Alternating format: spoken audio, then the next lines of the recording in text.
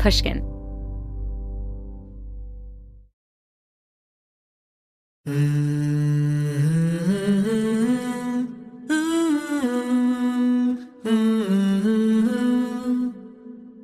Hey, Slight Changers. I can't believe I get to say this, but Brene Brown is launching my new book, The Other Side of Change, into the world. Join me for an exclusive virtual conversation with Brene on the eve of my book launch, January 12th at 8 p.m. Eastern. Brene's work has shaped my understanding of resilience, and I'm delighted that she believes in this book as much as I do. You can register for the event at the link in the show notes or at changewithmaya.com/launch. The event is open to anyone who has pre-ordered the book from any retailer in the U.S. Spots are limited and registration closes on December 14th, so sign up soon. And if you can't make the event live, don't worry. A recording will be sent to everyone who signs up. I can't wait to see you there. Okay, now on to Zarna Garg. People have always said that I'm funny. That is one thing I've had my whole life. And my whole life, I was like, great. Of all the gifts that I could have gotten, I got this. Funny? What do you do with funny? Nothing. When Zarna Garg was growing up in Mumbai, her ability to make people laugh didn't register as a valuable skill. But today, she is one of the most in-demand comedians in America. She's opened for people like Amy Poehler and Tina Fey and has starred in 2 solo comedy specials. Zarna first stepped foot on a comedy stage when she was 44 years old, and she's quickly become known for her irreverent style. A little about me. I'm an immigrant. I'm here to take your jobs. Watch out, Jerry Seinfeld!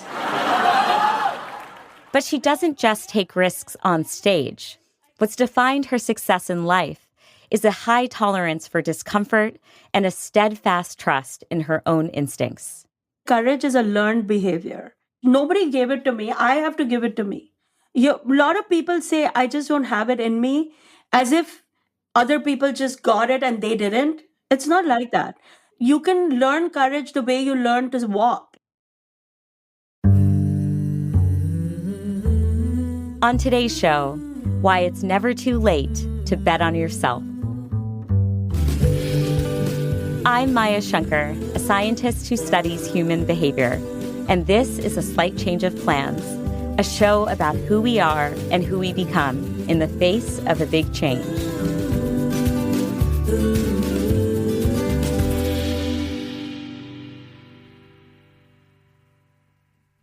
I first encountered Zarna while scrolling YouTube one day and instantly found her both relatable and hilarious.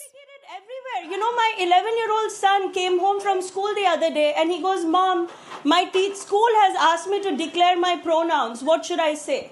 I said, you tell them you are Indian, your pronoun is doctor. But I didn't know much about her personal story and how exactly she scaled comedy heights until I read her best-selling memoir, This American Woman. As I would come to learn, Zarna's courage to determine her own path was a reaction to a life she knew she didn't want. Zarna grew up in India in the 1980s in a well-to-do family. Things were comfortable, but she always felt that her rebellious, outspoken personality type ran up against the cultural norms in her family. Things came to a head when she was 14, and her dad told her it was time for an arranged marriage. I just didn't want it. Look, I thought I had the choice. I assumed that I'm being asked, do I want to do it? So that was the first big wake-up call, that no one was asking me. I was being told that this is what we're doing. And that if I didn't want it, then that means I got to figure out my own life somewhere else. My dad couldn't understand what my problem was. And in his mind, he was asking for a very reasonable thing. He's like, you would have gotten married at 16, 17 anyway. All my siblings were married before they turned 20. And often in the arranged setting, to be very crass about it, if you're younger, you get a better deal. In fact, many people back then didn't understand what my problem was, including women, including a lot of my aunts who were arranged themselves. They were like, you know, he's going to find a nice guy for you. Like, why are you fighting this so much? If you could articulate exactly what you were rejecting when you were rejecting your father's decision to Mhm. give you an arranged marriage. What were you rejecting? What were you resisting? What my father was offering me was security. Like, we will place you in a situation where you will be secure and your baseline will be determined. Like, the Mm-hmm. floor is set. But what I saw was that along with the floor, the ceiling is set because this family is now going to decide what I can and cannot do. And I remember thinking, I'm going to bet that I can do better than whatever this is. Like, why do I need somebody to set the ceiling for me? Why can't I determine my own ceiling? I mean, I remember reading about women who were lawyers and doctors and thinking, like, why can't I be one of those people? Mm-hmm. I remember reading in a lot of different places that life is a gamble. You don't know how it's going to work. I remember thinking to myself that if life is a gamble, I will gamble on myself. That's so beautifully said. I'm going to bet on myself. But I had no basis for it, just so people know. I had no I had no business believing in myself. Yeah, but that's a badass I had done perspective to have. nothing to lead anybody to believe that they should believe in me or me should believe in myself.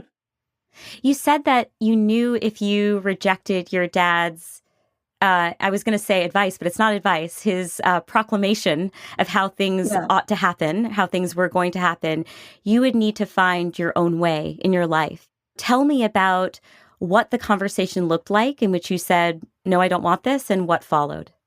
I so clearly remember him saying, I am done parenting. I am done. So when he said, well, if you don't want to do this, you can't live here anymore. I think he thought, oh, well, she's going to go to a friend's house for one night and then she's going to come back and reality will hit and then we'll be back on track per his agenda. I think what neither of us expected is how pig-headed both of us were going to be about it. And I certainly did not think that he would dig in his heels as hard as he did. Like, with my extremely Western oriented, influenced mind, I was like, is he crazy? Like, why is this an issue?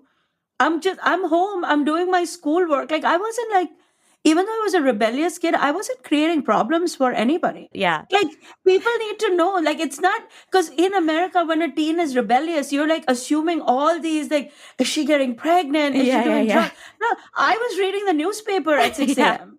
Like, to me, it was like, he has to come around. Like, this cannot be my only option, but it pretty much was in his eyes. What was that period like and how long did it last? How did you survive outside of your home?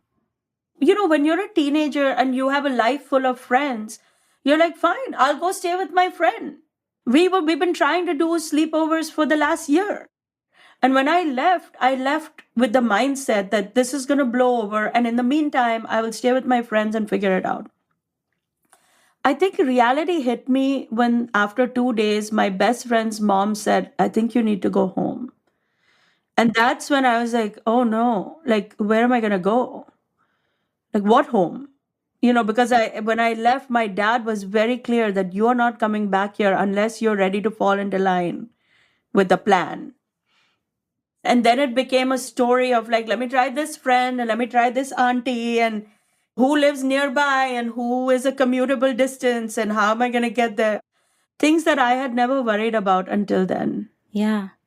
Were you ever fearful during this extended period? Because at the time you thought it was a transient state, right? I'm going to be back in a couple days. But as the months and the years pass, what did you feel being away from your family? I was lonely.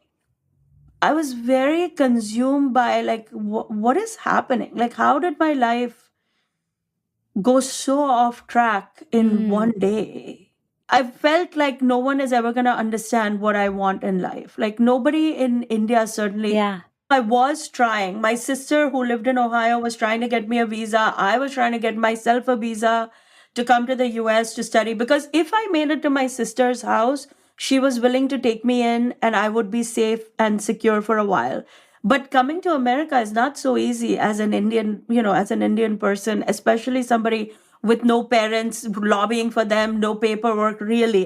So even though I had sent out all kinds of things into the universe and my sister was trying, I didn't think it was going to happen. Nothing was materializing. I was so exhausted. I feel like there's a part of that exhaustion that will never leave my body.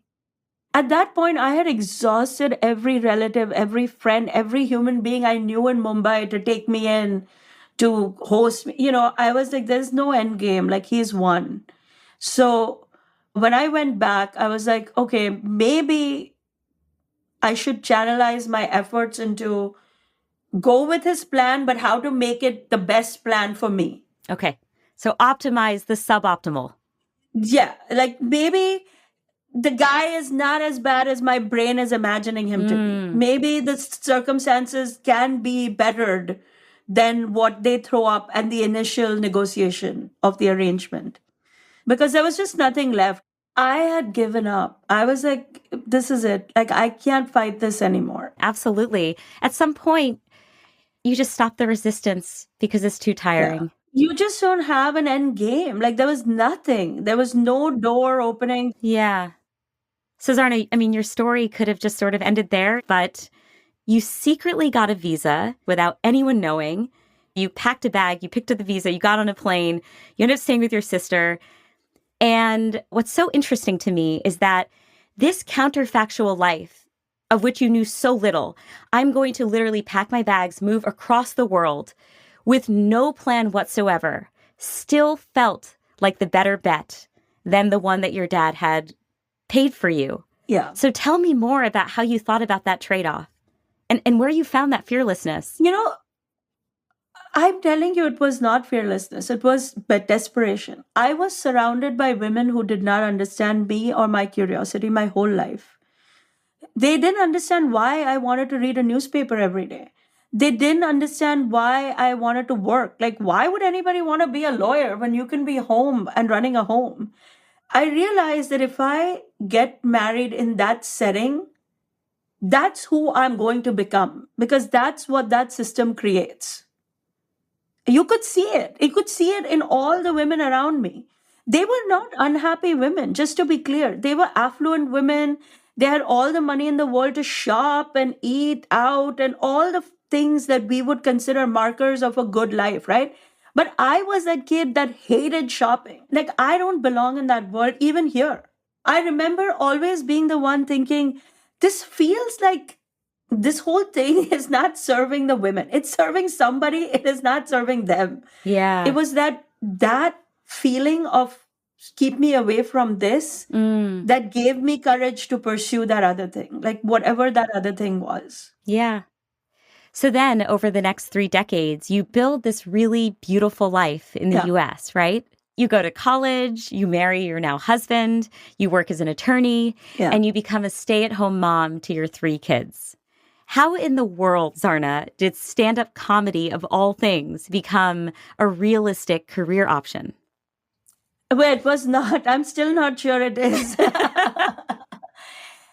I tried and failed at so many things. Like what? So many things. Like, I was a matchmaker for a minute. It was so bad. Oh my God, it was terrible. Matchmaking is a whole job of just basically telling women it's not too late. That's it. That's the whole job. 90% of it is that. I'm telling you, being honest. I tried a vegan chili business because I'm vegetarian and trying to be vegan always. I used to take my kids for a lot of the things that I was trying. 1, so they gave me courage. And 2, because I wanted them to learn. I wanted them to see that your mom is trying new things and it's okay and she might fail and that's also okay. Oh, that's great. But my daughter, I think when she was with me on many of these trips, started noticing, she's like, Mom, I think what turned it for her was she saw a guy who bought my chili once because we were talking for a long time. And then as soon as I turned around, he threw the chili away.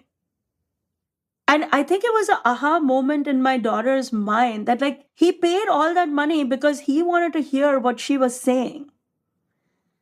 He had no interest in the chili. It's her stories that are the product. Then she started making note, like, all their kids have been hanging out at our house for years. They're like, all these kids who have broken relationships or bad grades or whatever, they love hanging out with my mom because she's going to make them laugh about it and she's going to make them feel better about it. My son, who at the time was 14 or 15, said to me, Mom, when I tell my friends your stories, they stop dead in their tracks. They want to hear more. Now, these are 15-year-old boys. They don't want to hear about anything. They don't. Of all the people that you can try to get attention from, try to get a 15-year-old boy who's otherwise Absolutely. obsessed with sports. 100%. Not happening. That's the true marker of success. That is the pressure test. And then my daughter did this whole birthday gift experiment. She reached out to people I've known my whole life and said, Can you write a line or two about my mom? It's for her birthday. I'm making a gift. And she stuffed this whole water dispenser that I had been wanting for my kitchen. And instead of stuffing it with water and lemons and all that, she stuffed it with notes from people about what they had to say about me. And overwhelmingly, the notes were like, she's funny, she's hilarious, she made us laugh. That is one thing I've had my whole life. People have always said that I'm funny. And my whole life, I was like, great. Of all the gifts that I could have gotten, I got this. Funny? What do you do with funny? Nothing. Useless. Do you remember what your first jokes were about? Yeah, of course. My first joke was about how I came to America with $9 in my pocket. 10,000 in the bank, but 9 in the pocket. Because there is truth to that in my life. I came to America as a broke teenager, is true. Mm. But my sister took me in a big way, and she was living a good life. Yep. So in some way, I relate to both sides of being an immigrant. I relate to being that broke person who has nothing, but I've also intimately seen the life where you come in and work and get that American dream very quickly. Yeah. So my life experience is actually the range. Now in New York, we all go to charitable events and people talk about where they give money and the effects of that charity. Often in those rooms, I'm the only one who received charity for many, many years and then found a seat on the table. So when I wrote that joke, I actually meant both sides of it. And then I wrote a lot of jokes of my mother-in-law. Oh my God. I remember one of the earliest jokes I remember was like, my mother-in-law asked my husband, because he brought me to meet her, right? We were not arranged. He was like, I got you a jacket at Brooks Brothers for her. And it feels so rude and crass, but it's like, and then I build it into how crazy she is, but we all are. I probably will be about my son. Yep. So yep. I'm not in denial about that. I want to know, did you feel at all constrained by having an Indian heritage and being concerned about offending people, feeling like certain categories were off limits? No. And I tell you why, because I have thought about it. I've been penalized for being brutally honest my whole life in some way. I just don't know how else to be. Like, Yeah. I don't. The only other setting is off, like mute. I don't say anything. I just don't have it in me to not observe what my eyes are seeing and then talk about it. Yeah, I love that part of you, and I so resonate with it. My mom's always like, there's things you can choose not to share, right, Maya? Not to share. Yeah, right? and I'm that's like, what we've all been taught. Yeah, Exactly. but I'm you like, don't wait. have to say it. But my factory settings are to fully disclose every little thought I'm thinking all the time. It drives my mom crazy because she's much more about discretion and privacy, and I've never known that setting. In any case, the idea that this is our culture is entirely a male construct. Like, men, that I now have a thing in my head, and I've taught my kids to do this. If somebody says this is our culture, replace the word culture with this is how our men like it. Because culture was created by the men. The women didn't have any say anyway. And then once you replace the words with how men like it like starts to look absurd. Like, why do I care how they like it? 100%. So your first experience with stand-up was an open mic night at a Mexican restaurant called Playa Betty's, okay? Yeah. If you can travel back to the moment when you are prepping for this set and you're about to come out backstage, what was that experience like? It was great. No one expected it to be anything. Low We were going. expectations. That's great. I Yeah. was like, my kids, I was so irritated that my kids were making me do this. So I was like, all right, fine. My 5 friends will come and we'll whatever, clap about the mother-in-law being blah blah and whatever. Like there was no anxiety because there was nothing to lose. Yeah. And you weren't worried that your jokes would fall flat or that, you wouldn't get people to laugh. That just wasn't a No, concern. I've never worried Wow. about that. Okay. I have a reputation in the business. Some of the toughest jobs come to me and I take them. My shows are filled with kids who don't drink, kids are very tough, but I take them all in. I can handle it. I've made kids laugh for 20 years as a mom. I can do this. Yeah. Yeah. I never, I know what it takes. I know, I've never questioned it. I don't question it now. To your point, like the version of comedy you want to do Yeah. is actually the version that everybody loves. And there is nothing more satisfying in the world than when the authentic version is the thing that resonates most with people. I think that what you're saying is so true, and people need to hear it because we spend so much time becoming something that we think we need to be that we don't spend enough time just acknowledging who we are. And maybe there's a big space for that. We'll be back in a moment with a slight change of plans.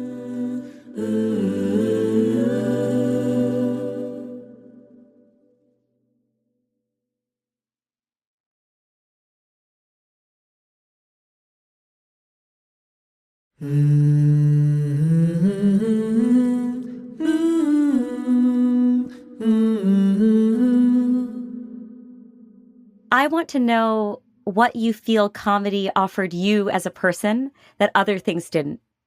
Comedy saved me without a question. Comedy put food on my table 30 years ago when I didn't even know it was a business. When you were trying to couch surf, you're saying like to invite yourself to these friends' homes and stay on their couches? People invited me in because they knew I will make the dinner table fun. Who do we want? When you plan a party, who do you want? You want somebody who's going to make the room light, make the room fun. Absolutely.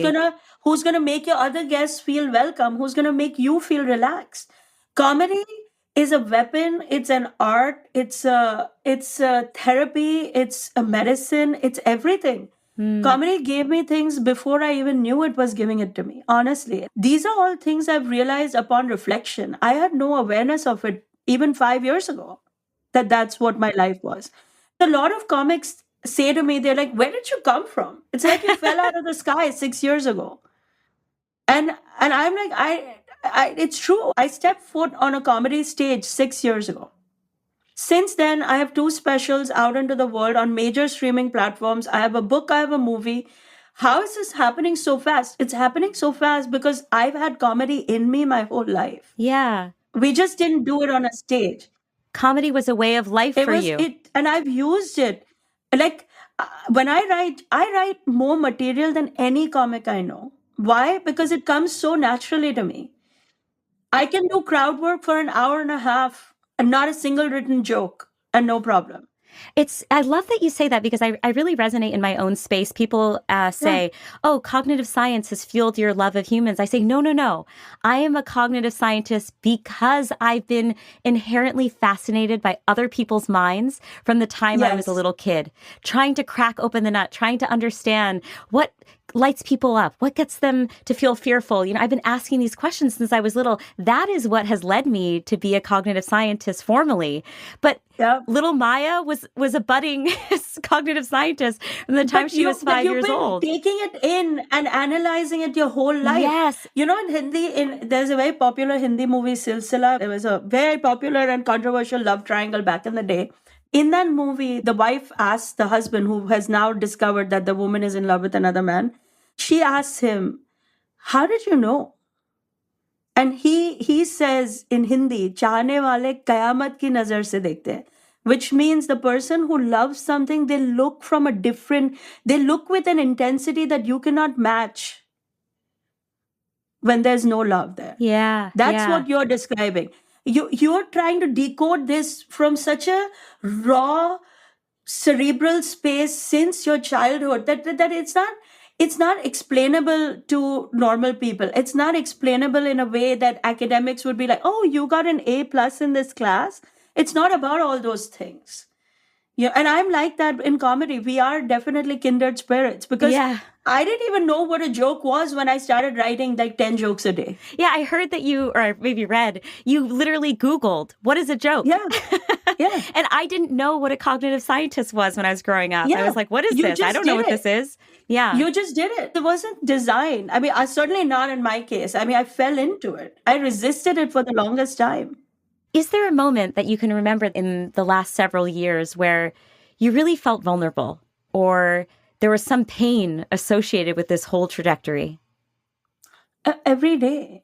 Look, today I'm the breadwinner in my family. My husband lost his job during COVID, and we live a very big life. We have 3 kids. One just finished college, one is in college, and one is going to high school. Yeah. When the college tuition is due, I have a panic attack that I'm going to pay this by selling show tickets. Like, what Yeah, am I that doing? pressure. It's a tremendous responsibility to take. And aside from the financial responsibility, it's an emotional responsibility because my husband is looking to me for courage. We're both immigrants. We don't have anybody here. When he feels down and out, my trajectory is giving him hope that he is going to find his way back. My daughter now works with me, so I can't lose my cool around her because I need to be strong for her. But privately, do I get anxiety all the time? One thing that I've done is I've started scheduling my panic attacks. Like, I'm so busy that I've now said, okay, January 2nd at lunchtime, I'm going to panic about this thing. Because until then, I just need to get through this holiday slate of shows. Oh my God. I cannot afford. Does today's interview fall on a scheduled panic attack day, or are we good? Today we're on a really good day because I'm talking wonderful, to you. Wonderful. Like, do you know what I mean? Like, of course, there are dark places every day, every day. I'm 50 years old. I didn't know that I started comedy later in life until I was on a news segment and somebody looked at me and said, you started comedy late at life. And I was like, I did? Like, it didn't occur to me until that point because I was so busy just going. I'm very laser focused in that way. When I have a goal, that's all I'm chasing. Like, I'm not thinking about the noise around it. Single-minded focus. But that day, I remember coming home and thinking, wow, I did start late. And now, what if I never make it? And what if, I'm in the entertainment business as a 50-year-old woman trying to sell a TV show and a movie. And every day I get reminded that it's going to be a fight. All right. I want more of these Zarna Auntie tips. Other than scheduling your panic attacks, what else do you do to manage that kind of existential worry? One is I learned to take a break and not quit. There will be a time where you're like, I just cannot do this today. And everybody is going to have to understand whatever this is. Yeah. Because you're going to have an endless slate of, there's always an episode to record. There's always a person to meet. At some point, you're going to say to yourself, today I'm just going to take a break and shut out the noise. And two, I have really learned to find the joy in the things that give me happiness. I used to think this was like all white lady mumbo jumbo, honestly, right? Like it feels like white lady mumbo jumbo, but I will take my makeup off. I will go get my nails done. I will pay for somebody to massage my back while I'm getting my nails done.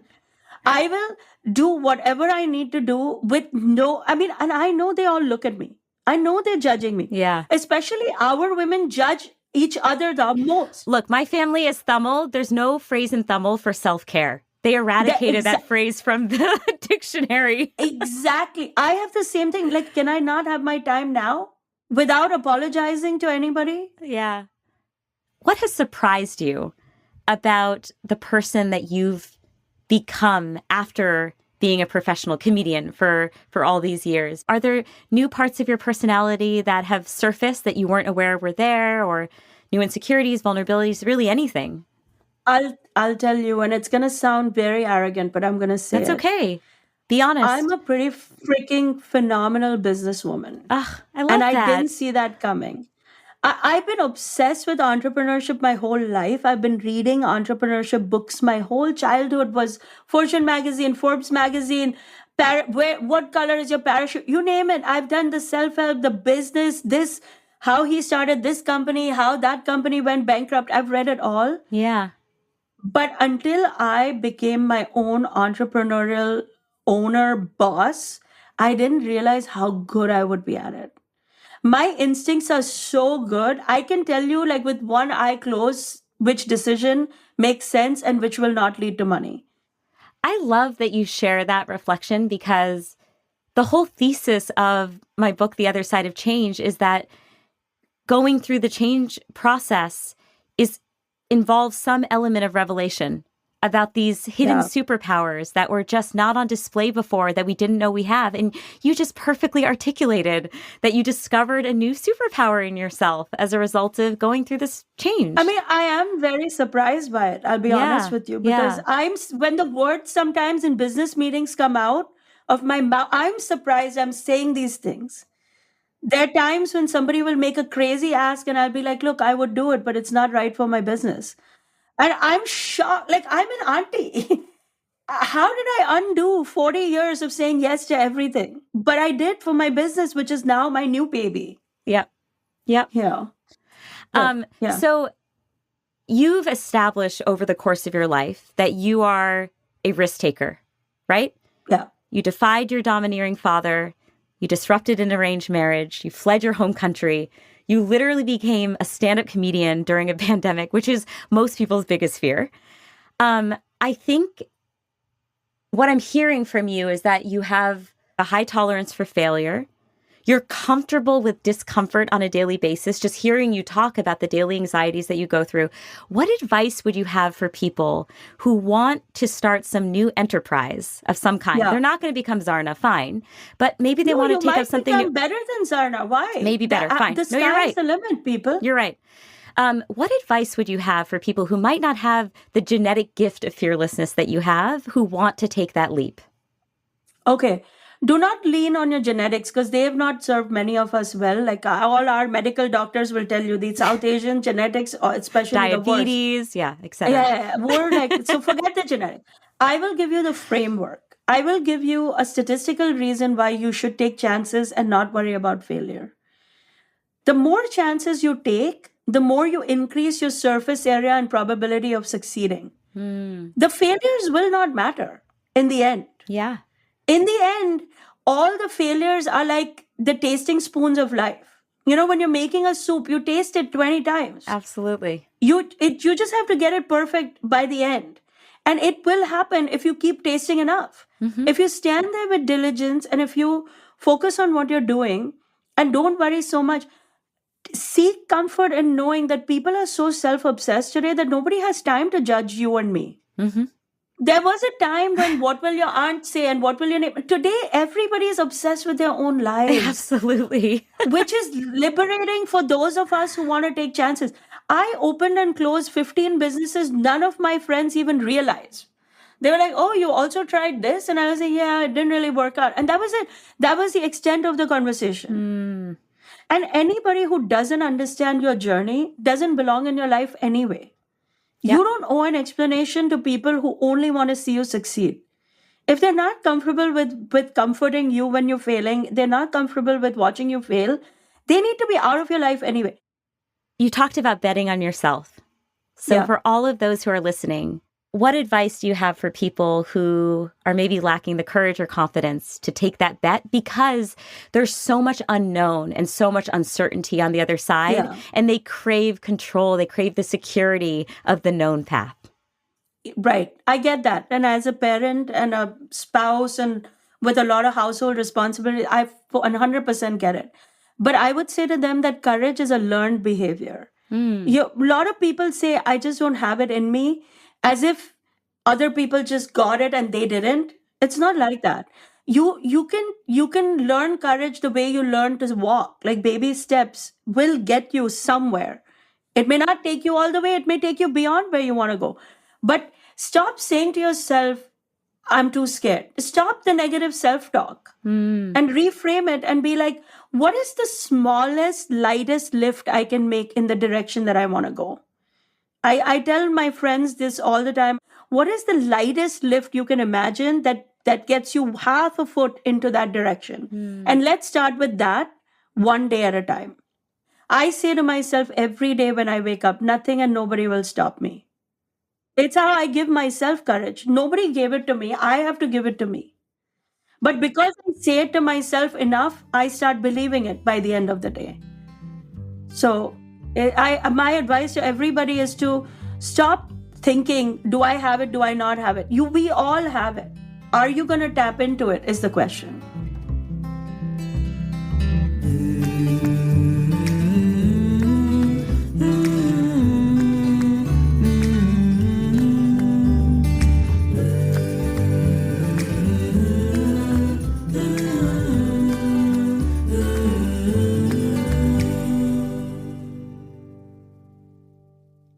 Hey, thanks so much for listening. I've loved sharing our incredible Slight Change guests with you this year. We're taking a break for the holidays, but we'll be back in the new year with a whole slate of new episodes for you. As always, we'll have stories of personal transformation and experts with insights to help us through the biggest changes life throws our way. The best thing you can do to support us in the meantime is to follow the show wherever you listen to podcasts. If you've already done that, try to leave a review, share an episode with a friend, or better yet, make a playlist of your favorite Slight Change episodes as a gift for your friends during their upcoming holiday travel. It'll help more people find the show. For more from me, you can follow me on Instagram at Dr. Maya Shankar. I'll be sharing lots of updates about my new book, The Other Side of Change, where I profile people you've never heard from on the show and share new scientific insights for navigating change. Thank you for all of your support and all of the incredible messages you've shared with me and the team this year. I'll see you in 2026. A Slight Change of Plans is created, written, and executive produced by me, Maya Shankar. The Slight Change family includes our showrunner, Tyler Green, our senior editor, Kate Parkinson Morgan, our producers, Brittany Cronin and Megan Lubin, and our sound engineer, Erica Huang. Luis Guerra wrote our delightful theme song, and Ginger Smith helped arrange the vocals. A Slight Change of Plans is a production of Pushkin Industries, so big thanks to everyone there. And of course, a very special thanks to Jimmy Lee. You can follow A Slight Change of Plans on Instagram at Dr. Maya Shankar.